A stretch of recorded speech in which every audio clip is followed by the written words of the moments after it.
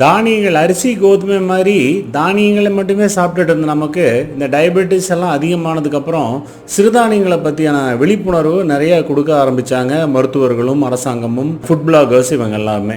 சிறுதானியங்கள் நல்லது அது இதுன்னு. ஆனால் அன்றாடம் நம் உணவில் ரெகுலராக பயன்படுத்தக்கூடிய ஒரு மிக முக்கியமான ஒரு உணவு பதார்த்தத்தை பற்றின விழிப்புணர்வும் அவேர்னஸும் நமக்கு அதிகமாக வரல. அதை பற்றி தான் இன்றைக்கி வீடியோ. வாங்க வீடியோக்குள்ளே போகலாம். இந்த பதிவினை கண்டு கொண்டிருக்கும் அனைத்து நண்பர்களும் வாழ்க வளமுடன். நான் உங்கள் டாக்டர் அருண்கார்த்திக். தானியங்களை விடவும் சிறுதானியங்களை விடவும் மிகச்சிறந்த ஒரு உணவு வகை ஒன்று இருக்குன்னா நீங்கள் நம்புவீங்களா?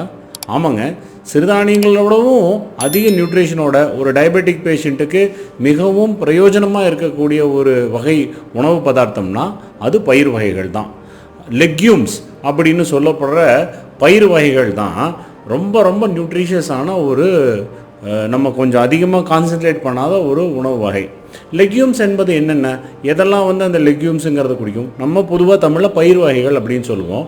இதுக்குள்ளே லென்டில்ஸு, பல்சஸ்ஸு, இந்த மாதிரி கேட்டகரிஸ், பீன்ஸு, இந்த மாதிரி கேட்டகரிஸ் நிறைய இருக்குது.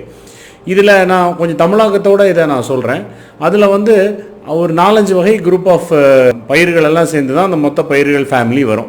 என்னென்ன அப்படின்னு சொன்னாக்கா, கடலைகள், கொண்டக்கடலை, கருப்பு கொண்டக்கடலை, நிலக்கடலை போன்றவை, beans, soya beans, kidney beans, rajma beans, இந்த மாதிரி கருப்பு பீன்ஸு, இந்த மாதிரி பல வகையான பீன்ஸ் வகைகள். அது தவிர பருப்பு வகைகள், கடலை பருப்பு, உளுத்தம்பருப்பு, கொள்ளுப்பருப்பு, பாசிப்பருப்பு, இந்த மாதிரி பருப்பு வகைகளாகட்டும், பயிர் வகைகள், தட்டைப்பயிறு, பச்சைப்பயிறு, இந்த மாதிரி பயிர் வகைகளாகட்டும், பட்டாணிகள், பச்சை பட்டாணி, மஞ்சள் பட்டாணி, இந்த மாதிரி பட்டாணிகளாகட்டும், இவை எல்லாமே இந்த பயிர் வகை ஃபேபேசியன்னு சொல்லப்படுற பயிர் வகை குடும்பத்தை சார்ந்த உணவுகள் தான். ஸோ இந்த உணவுகள் எப்படி நமக்கு சிறுதானியங்களை விடவும் பெனிஃபிட்டாக இருக்கலாம் அப்படின்னு பார்த்தோம்னா வரிசையாக ஒவ்வொன்றா பார்ப்போம். இதில் முக்கியமான நம்பர் 1 விஷயம், சுகர் பேஷண்ட்டை பொறுத்தளவில் பெனிஃபிட்டாக இருக்கிறது பயிர்களோட கிளைசிமிக் இண்டெக்ஸ். கிளைசிமிக் இண்டெக்ஸை பற்றி நம்ம ஏற்கனவே ஒரு வீடியோ செஞ்சுருக்கோம். கிளைசிமிக் இண்டெக்ஸ், கிளைசிமிக் லோடை பற்றி. அதாவது ஒரு பொருளில் எந்த அளவுக்கு சுகர் வேகமாக ஏறுகிறது ரத்தத்தில் அப்படிங்கிறத பொறுத்து தான் கிளைசிமிக் இண்டெக்ஸ் அமையும். அப்படிப்பட்ட கிளைசிமிக் இண்டெக்ஸ் எவ்வளோ குறைவாக இருக்கோ அவ்வளோ நல்லது. உதாரணத்துக்கு 50க்கு கீழே கிளைசிமிக் இண்டெக்ஸ் இருந்தால் நல்லது. 50 to 70ன்னா மீடியம் கிளைசிமிக் இண்டெக்ஸு. 70க்கு மேலேனா கிளைசிமிக் இண்டெக்ஸ் பொருள் அதிகம், இதை தவிர்த்துக்கணும்னு அர்த்தம். அப்படி பார்க்கும்பொழுது 70க்கு மேலே இருக்கிறதுன்னு சொன்னாக்கா அரிசி, கோதுமை, இதெல்லாம் கிளைசிமிக் இண்டெக்ஸ் கொஞ்சம் அதிகம், 70க்கும் மேலே. ஸோ இதனால் முடிந்தளவு தவிர்த்து கொள்கிறத நம்ம ஏற்கனவே சொல்லிட்டு இருக்கோம். அதே போல் 50லேருந்து 70% வரது என்னன்னு சொன்னாக்கா சிறுதானியங்கள் எல்லாம். அநேக சிறுதானியங்களோட glycemic index round about 50 to 60, 50க்கு 50லேருந்து 60க்குள்ளே வரும் சிறுதானியங்கள் எல்லாம். ஸோ அதோட கிளைசிமிக் இண்டெக்ஸ் கொஞ்சம் குறைவு. அதனால் சுகர் ஏறும் தன்மை குறைவு. அதனால் டயபெட்டிக் பேஷண்ட் சாப்பிடலாம். ஆனால் பயிர்களோட கிளைசிமிக் இண்டெக்ஸ், பிரதானமான பயிர்களோட கிளைசிமிக் இண்டெக்ஸ் எவ்வளோ தெரியுமோ? வெறும் 30 தான். ஒரு சில பயிர்களை தவிர பிரதானமான பயிர்களோட கிளைசிமிக் இண்டெக்ஸ் ஆன் ஆவரேஜ் பார்த்தீங்கன்னா, நான் சொன்ன இத்தனை பயிர்களையும் 30 தான் அதோட. அதாவது இருக்கிறதுலேயே மிக லோவான கிளைசிமிக் இண்டெக்ஸ். அதுக்கு என்ன அர்த்தம்? சுகர் மிகவும் குறைவாக ஏறும்னு அர்த்தம். சொல்லப்போனால் ஒரு ஸ்டடி ஒன்று இருக்குது, கூகுளில் போட்டாலே அந்த ஸ்டடி வரும். அந்த ஸ்டடியில் பார்த்தீங்கன்னா ஒரு பக்கம் ஒரு சவுத் இந்தியன் மீல்ஸ் சாப்பிட்ட 5-6 பேர்த்தோட சுகரை கேல்குலேட் பண்ணி பார்த்தபோது ஆனியன் தோசையில் சுகர் இருக்கிறதுலே அதிகமாக இருக்குது. இருக்கிறதுலே கம்மியாக சுகர் ஏறது வடை சாம்பார். ஆமாங்க, நான் சொல்ல ரிசர்ச் தான் சொல்லுது. ஸோ இந்த வடை சாம்பாரில் ஏறுற சுகரை விட தோசையில் ஏறுற சுகர் தான் அதிகம் அப்படிங்கிறது தான் அந்த ரிசர்ச்சோட ஒரு அவுட்கம். அதனால் பயிர்களில் அவ்வளோ ஒரு பெனிஃபிட் இருக்குது கிளைசிமிக் இண்டெக்ஸ் பொறுத்தல. இது நம்பர் 1. நம்பர் 2, கார்போஹைட்ரேட் கண்டென்ட், மாவுச்சத்து. உங்களுக்கு எல்லாத்துக்குமே தெரியும், மாவுச்சத்து தான் பெரிய வில்லன் மாதிரி நம்ம பேசுகிறோம். மாவுச்சத்து தான் கெடுதல், கார்போஹைட்ரேட்டை குறைச்சிக்கணும், கார்போஹைட்ரேட் உணவில் கார்போஹைட்ரேட் காம்ப்ளெக்ஸான கார்போஹைட்ரேட்ஸை சேர்த்துக்கணும், ரிஃபைன்டு கார்போஹைட்ரேட்ஸை எடுத்துக்கணும் நம்ம அடிக்கடி சொல்லிகிட்டே தான் இருக்கோம். அதனால தான் சிறுதானியங்கள் நல்லதுன்னு சொல்கிறோம். அப்படி கார்போஹைட்ரேட் உணவுகள் எத்தனை சதவீதம் இருக்குதுன்னு பார்த்தோம்னா, அது உதாரணத்துக்கு நம்ம சிறுதானியங்களும் சரி, அரிசி கோதுமை மாதிரி தானியங்கள்லையும் சரி, கார்போஹைட்ரேட் அளவு, அந்த உணவில் கார்போஹைட்ரேட் அளவு கிட்டத்தட்ட 60. 60% கார்போஹைட்ரேட் இருக்குது.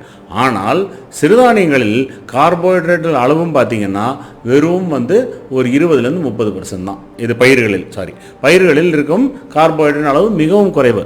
அதுவும் ஒரு சுகர் பேஷண்ட்டுக்கு மிக மிக நல்லது. ஸோ கார்போஹைட்ரேட்டும் நல்லது. அடுத்தது 3வது பாயிண்ட்டு நார் சத்து, ஃபைபர் கண்டென்ட். நம்ம ஏற்கனவே ஃபைபர் கண்டென்ட்டை பற்றி ஒரு வீடியோ செஞ்சுருக்கோம், சால்யூபிள் ஃபைபர், இன்சால்யூபிள் ஃபைபர். இந்த ஃபைபர் கண்டென்ட் என்னங்கிறத டீட்டெயிலாக அங்கே போய் பாருங்கள். ஆனால் இந்த ஃபைபர் கண்டென்ட்டை பொறுத்தளவில் இருக்கிறதுலே அதிக ஃபைபர் கண்டென்ட்டு சிறுதானியங்களும் அதே நிகராக பயிர் வகைகளும் நார் சத்து கிட்டத்தட்ட நிகரான நார் சத்தாக இருக்கும்.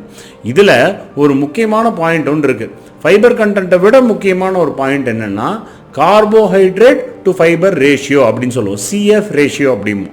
இந்த சிஎஃப் ரேஷியோ பற்றி நம்ம டீட்டெயிலாக இன்னொரு வீடியோவில் பேசலாம். பட் சுருக்கமாக சொல்லணும்னா இந்த சிஎஃப் ரேஷியோ எவ்வளோ கம்மியாக இருக்கோ, அதாவது கார்போஹைட்ரேட் ஒரு உணவில் இருக்கும் கார்போஹைட்ரேட்டும் ஒரு உணவில் இருக்கும் நார்ச்சத்து, இதோட ரேஷியோ கார்போஹைட்ரேட் குறைவாகவும் நார்ச்சத்து அதிகமாகவும் இருக்கோ அவ்வளோக்கு அவ்வளோ அந்த ரேஷியோ குறையும். ஃபார் எக்ஸாம்பிள் சொல்லணும்னா அரிசி மாதிரி ஐட்டங்களில் ரொம்ப நார்ச்சத்து மிக மிக குறைவு, ரொம்ப குறைவு ஃபைபர். அப்போது அதோட கார்போஹைட்ரேட் அதிகம். அதோட சிஎஃப் ரேஷியோலாம் பார்த்தீங்கன்னா 10க்கும் மேலே, ரொம்ப ரொம்ப கெடுதல். அதே வந்து சிறுதானியங்களில் வந்து நார்சத்து கொஞ்சம் அதிகம், அதே மாதிரி கார்போஹைட்ரேட் சம பங்கு இருக்குது. நார்சத்து நிறைய இருக்கிறனால அதோட சிஎஃப் ரேஷியோ கொஞ்சம் குறைவு. சொல்லப்போனால் 6லேருந்து 8 வரைக்கும் இருக்கும் சிஎஃப் ரேஷியோ. அது நல்லதும், இந்த ரேஷியோ இருந்தால் நல்லது. Anything more than 10 is bad, 5 to 10 is good, 5 is very good. 5 வந்து ரொம்ப நல்லதுன்னு சொல்லுவோம். ஆனால் பயிர் வகைகளின் சிஎஃப் ரேஷியோ 2 இல்லை 3 தான் ரொம்ப ரொம்ப நல்லது. அதாவது அவ்வளோ ஃபைபர் இருக்குது அதில், அதனால் அந்த கார்போஹைட்ரேட் கண்டென்ட்டும் கம்மி. ஸோ கார்போஹைட்ரேட் கண்டென்ட்டும் ஃபைபரும் ரொம்ப இது கம்மியாகவும் நார்சத்து அதிகமாக இருக்கனால அதோட சிஎஃப் ரேஷியோ கம்மி, புரியுது இல்லையா? ஸோ இந்த சிஎஃப் ரேஷியோ வந்து மிக நல்லாக இருக்கனால இதோட சுகர் ஏறும் தன்மையும் மிக மிக மிக மிக குறைவு. அதில் இன்னொரு மிகப்பெரிய சௌரியம் என்னென்னா, இந்த ஃபைபர் கண்டென்ட் நிறைய இருக்கும் பொழுது நம்ம குடலுக்கும் நம்ம குடலில் வாழும் ஹெல்த்தி பாக்டீரியாவுக்கும் மிகவும் நல்லது. நம்ம மலச்சிக்கலும் குடலில் இருக்கிற நோய்களும் பலது வராமல் தவிர்த்து கொள்வதற்கு இந்த சிஎஃப் ரேஷியோ உதவும். இது 3வது முக்கியமான ஒரு பாயிண்ட். 4வது மிக முக்கியம். சரி, கார்போஹைட்ரேட்டும் கம்மி, ஃபைபரும் ஜாஸ்தி. அப்போ முக்கியமாக வந்து வேறு என்ன பொருள் அதில் இருக்குது அப்படின்னு, மேக்ரோ நியூட்ரியன்ட் அதில் இருக்குது பயிர்கள்னு பார்த்தோம்னா புரோட்டீன். ஒரு வெஜிடேரியனுக்கு அருமையான புரோட்டீன் சோர்ஸு இதுதான். நான் வெஜிடேரியன்ஸுக்கு நிறைய நான் வெஜிடேரியன் புரோட்டீன் சோர்ஸஸ் இருக்குது, அதிலெல்லாம் ஃபைபர் கண்டென்ட் சுத்தமாக இல்லை. சிக்கனு, மட்டனு, ஃபிஷ்ஷுன்னு பார்த்தீங்கன்னா அதை நம்ம தனி கேட்டகரியாக வச்சுக்குவோம் புரோட்டீன் இருந்தாலும். ஆனால் ஒரு அருமையான சோர்ஸ் ஆஃப் புரோட்டீன் வெஜிடேரியன்ஸுக்குன்னு பார்த்தீங்கன்னா இந்த பயிர்கள் தான். ஒரு கம்பேரிசனுக்கு சொல்லணும்னா ப்ராஸ்பெக்டிவில் இப்போது protein content in for example protein content வந்துட்டு ஒரு ரைஸில் இருக்கிற ப்ரோட்டீன் கண்டென்ட்டோ கோதுமையில் இருக்கிற ப்ரோட்டீன் கண்டென்ட்டோ ஒரு 100 கிராமுக்கு 5 கிராமோ 6 கிராமோ. அதே வந்து ஒரு சிறுதானியத்தில் இருக்கிறதுலே பெஸ்ட்டு சிறுதானியத்தில் இருக்கிற ப்ரோட்டீன் கண்டென்ட் கூட 11 தான், ஒரு மேக்ஸிமம் ப்ரோட்டீன் கண்டென்ட் உள்ள ஒரு சிறுதானியம் கூட. ஆனால் அதுவே ஒரு கொண்டக்கடலை 100 கிராமில் இருக்க ப்ரோட்டீன் கண்டென்ட் எவ்வளோன்னு பார்த்தீங்கன்னா கிட்டத்தட்ட 25. அதாவது பயிர்களின் எந்த ஒரு பயிர் எடுத்துக்கிட்டாலும் அதில் இருக்க ப்ரோட்டீன் கண்டென்ட் வந்து நமக்கு கிட்டத்தட்ட ஒரு 18லேருந்து 22, 25 வரைக்கும் மாறிட்டே இருக்கும். ஸோ இப்படி ப்ரோட்டீன் கண்டென்ட்டும் அதில் மிகவும் அதிகம். அதே போல் நியூட்ரியன்ஸ், மற்ற நியூட்ரியன்ஸு கால்சியம், அயர்ன், அதை தவிர ஆன்டி ஆக்சிடென்ட்ஸ், இப்படி பல நியூட்ரியன்ஸும் சிறுதானியத்துக்கு நிகராகவோ இல்லை ஒரு சில சிறுதானியம் மேலாகவோ இருக்கக்கூடிய இந்த எந்த கேட்டகரியிலையுமே, நான் சொன்ன இந்த எந்த கேட்டகரியிலையுமே தானிய வகைகள் எதுவுமே பயிர் வகைகள் கிட்ட கூட நெருங்க முடியாத அளவுக்கு தான் நம்ம பயிர் வகைகளோட பெனிஃபிட்ஸ் இருக்குது. இது அத்தனை பெனிஃபிட்ஸுமே ஒரு டயபெட்டிக் பேஷண்ட்டுக்கு பெனிஃபிட்டாக தான் அமையும். சுகர் ஏறாது, நார் சத்து அதிகம், இரும்பு சத்து அதிகம், ப்ரோட்டீன் கண்டென்ட் அதிகம், எப்படி பார்த்தாலும் பெனிஃபிட் தான். ஸோ இவ்வளோ பெனிஃபிட்ஸ் உள்ள பயிர் வகைகளை, இத்தனை பயிர் வகைகள் நம்ம சொல்லியிருக்கோம் இல்லையா, இத்தனை பயிர் வகைகள் இருந்தாலும் நம்ம அன்றாடைய உணவு எப்படி இருக்குது கொஞ்சம் யோசிச்சு பாருங்கள். அன்றாட உணவில் அதிகபட்சம் காலையில் வந்து தோசை சுடும்போது அந்த மாவில் இருக்க கொஞ்சம் உளுந்து, அதை விட்டால் வந்து மத்தியானம் சாம்பாரில் சேர்த்துற கொஞ்சம் துவரம்பருப்பு, இல்லைன்னா வந்து சாயந்தரம் சேர்த்துற கொஞ்சோண்டு சுண்டல், அதை இவ்வளோ தாங்க. இவ்வளோ பயிர் வகைகள் மட்டும்தான் நம்ம தினப்படி சாம்பாத்தில், அத்தனையும் தானிய வகைகள் தான். பயிர் வகைகளை எவ்வளோ கம்மி பண்ணிட்டோம் பாருங்கள். ஸோ இவ்வளோ கம்மியாக பயிர் வகைகள் இருக்கும் பொழுது அவ்வளோ பெனிஃபிஷியலாக, இதனால் போதிய அளவு அவேர்னஸும் விழிப்புணர்வும் இல்லாத காரணத்தினால தான், அதுக்காக தான் இந்த முக்கியமாக இந்த வீடியோவே செய்திருக்கோம். இயர் ஆஃப் த மில்லட்ஸ்ன்னு இந்த வருஷத்தை சொல்லுவாங்க. இதே மாதிரி 2016 இயர் ஆஃப் த பல்சஸ்ன்னு சொல்லி அரசாங்கம் அறிவித்து அதை வேர்ல்டு வைடு அதை ப்ரமோட் பண்ணாங்க. பட் ஆனால் அந்த டைமில் யாருக்கும் அது கவனிக்கல.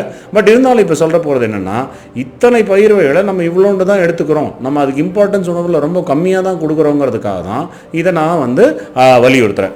அப்போது எப்படி நம்ம இந்த பயிர் வகைகளை நம்ம உணவில் சேர்த்திக்கலாம், எப்படி நிறைய பண்ணலாம்? ஃபார் எக்ஸாம்பிள், காலையில் அன்றாடம் இட்லி, தோசை, சப்பாத்தி மாதிரி ஐட்டங்கள் சாப்பிட்றதுக்கு பதிலாகவோ, இல்லை கம்பு தோசை, ராகி தோசை மாதிரி சிறுதானியங்களை சாப்பிட்றதுக்கு பதிலாகவோ நம்ம என்ன பண்ணலாம்?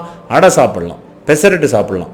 இந்த ஐட்டம்ஸ் பெசரட்டு பச்சை பயிர் அரைச்சி பண்ணுறது, அடையில் எல்லா பயிர்களையும் போட்டு அரைச்சி பண்ணுறது. என்ன இதில் கொஞ்சம் அரிசி மாவு சேர்த்துறோம், அந்த அரிசி மாவோட அளவு மட்டும் கொஞ்சம் குறைச்சிட்டோம்னா, பசுவுக்கு போதிய அளவு பசுவுக்கு மட்டும் யூஸ் பண்ணிட்டோம்னா, இப்போ இந்த அடையிலலாம் இப்போ இட்லி தோசையில் உளுந்து கம்மியாகவும் அரிசி ஜாஸ்தியாகவும் இருக்கிறத விட அடை மாதிரி ஐட்டங்களில் நம்ம பயிர் வகைகள் ஜாஸ்தியாகவும் அரிசி கம்மியாகவும் எடுத்துக்கொள்வது ரொம்ப பிரயோஜனமாக இருக்கும். சரி, காலையில் டிஃபன் முடிச்சாச்சு. அடுத்தது மத்தியானம் லஞ்சில் என்ன ஒரு அட்வான்டேஜ்? லஞ்சில் என்ன பண்ணலாம்?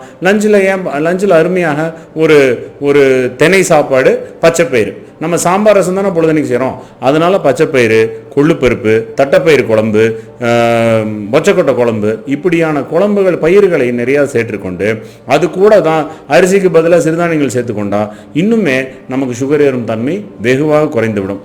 அதே நைட் சாயந்தர நேரம் என்ன பண்ணலாம்? நைட்டுக்கு டின்னருக்கு ஒரு சில ஐட்டங்கள் உதாரணத்துக்கு பார்த்தோம்னா நம்ம பொதுவாக கஞ்சி சாப்பிட வேண்டாம்னு சொல்லுவோம். பட் இந்த உளுந்து கஞ்சி மாதிரி கஞ்சிகள்லாம் கொஞ்சம் தைரியமாக சாப்பிட்லாம். கொஞ்சம் தேங்காய் துண்டலை கட் பண்ணி போட்டு உளுந்தங்கஞ்சி சாப்பிட்றது, அதில் அரிசி மாவு கலக்காமல் உளுந்தங்கஞ்சி மாதிரி சாப்பிட்றது ரொம்ப பெனிஃபிஷியலாக இருக்கும். நம்ம சுகர் ஏறுறதுக்கு, நைட் நேரத்துக்கு ஜீரணம் பண்ணுறதுக்கும் கொஞ்சம் ஈஸியாக இருக்கும். இதுக்கிடையில் கொள்ளு சூப்பு குடிக்கலாம். இல்லைன்னா அந்த சாயந்தரம் ரொம்ப பசிக்கிற மாதிரி இருந்துச்சுன்னா அந்த கருப்பு கொண்ட கடலையை வேக வச்சு மசிச்சு குட்டி குட்டி கட்லெட் மாதிரி போட்டு சாப்பிடலாம். இப்படியாகத்தானே பயிர் வகைகளை நம் தினவாழ்வில் நம்ம யோசனைக்கு தகுந்த மாதிரி யோசித்தோம்னா நிறையா விதங்களில் கண்டிப்பாக இப்போ நான் இவ்வளோ தூரம் சொல்லும்போது இல்லத்தரசிகளுக்கு இதை விட பெட்டர் ஐடியாஸ் இருக்கலாம். நம்ம இதில் இருக்கிற கான்செப்ட் என்னென்னா, பயிர் வகைகளை அதிகமாக உணவு வகைக்குள்ளே கொண்டு மற்ற தானிய வகைகளை வெகுவாக குறைக்க முடியுதா அப்படின்னு பார்க்கணும். அப்படி நம்ம செய்யும் பொழுது நம்ம டயபெட்டிஸ்க்கு மிக மிக பெனிஃபிஷியல். உலகம் பூரா செய்கிற விஷயந்தான். ஹுமஸ் அப்படின்னு சொல்லிட்டு ஒரு ஐட்டம் ஒன்று இருக்குது. உலகம் பூரா இஸ்ரேலெல்லாம் நிறைய சாப்பிடுவாங்க. அதெல்லாம் பார்த்தீங்கன்னா கொண்டக்கடலையில் செய்கிறது தான். ஸோ இந்த மாதிரி எக்ஸாம்பிளுக்கு சொல்கிறேன். பீன்ஸ் நிறைய சாப்பிடுவாங்க வெள்ளைக்காரங்களாம். பீன்ஸை ரெகுலராக சாப்பிட்றது, டப்பாலே வரும். ஸோ இப்படி நிறைய பயிர் வகைகள் நம்ம சேர்த்துறது நம்ம ஹெல்த்துக்கும் நம்ம டயபெட்டிஸ்க்கும் மிகவும் பெனிஃபிஷியலாக அமையிற ஒரு விஷயமாகத்தான் இருக்கும். ஸோ சம்மரியில் தெளிவாக சொல்லிடுறேன். இந்த பயிர் வகைகளை சார்ந்ததுன்னு சொன்னாங்கன்னா பட்டாணிகள், பீன்ஸுகள், பயிர்கள், பருப்புகள் இதெல்லாமே பயிர் வகைகளை சேர்ந்தது. இந்த பயிர் வகைகளோட கிளைசிமிக் இண்டெக்ஸும் சரி, கார்போஹைட்ரேட் கண்டென்ட்டும் சரி, கார்போஹைட்ரேட் ஃபைபர் ரேஷியோவும் சரி, புரோட்டீன் கண்டென்ட்டும் சரி, மற்ற நியூட்ரியன்ட் சரி மிகவும் நன்றாக இருக்கிறது. இது மிகவும் நன்றாக இருக்கிற காரணத்தினால நம்ம புரதச்சத்து நிறைய சேரத்தோடு சேர்ந்து நார் சத்தும் சேருது. பசியும் கம்மியாக எடுக்கும் முக்கியமாக. ஏன்னா சாப்பிட்டது ஜீரணம் பண்ண லேட் ஆகுங்கிறனால நமக்கு அதிகம் பசிக்காது இந்த மாதிரி பயிர்களை சாப்பிடும் பொழுது. அதே போல் உணவுகளில் நம்ம எவ்வளோ தூரம் இதை கம்மியாக சேர்த்துறோமோ அவ்வளோக்கு எவ்வளோ நம்ம முடிஞ்ச அளவுக்கு அதிகம் பண்ணி ஒரு மீலையோ இல்லை 2 மீலையோ நமக்கு பயிர் வகை மீல்களாக சேர்த்தி கொண்டால் நம்ம டயபெட்டிஸோட மெடிசின்ஸும் சரி, டயபெட்டிஸ் கண்ட்ரோலும் சரி அருமையாக குறைந்துவிடும். ஃபஸ்ட் கிளாஸாக கண்ட்ரோல் வந்துவிடும். இந்த விழிப்புணர்வை கொடுக்குறக்காக தான் இந்த வீடியோ பிடிச்சிருந்தால் லைக் பண்ணுங்கள், எங்கள் சேனலுக்கு சப்ஸ்கிரைப் பண்ணுங்கள். இந்த மாதிரி யூஸ்ஃபுல் வீடியோஸ் அடிக்கடி வரும். கண்டிப்பாக வேறு யாருக்கா ஷேர் பண்ணுங்கள், யூஸ்ஃபுல்லாக அமையும். அழகு.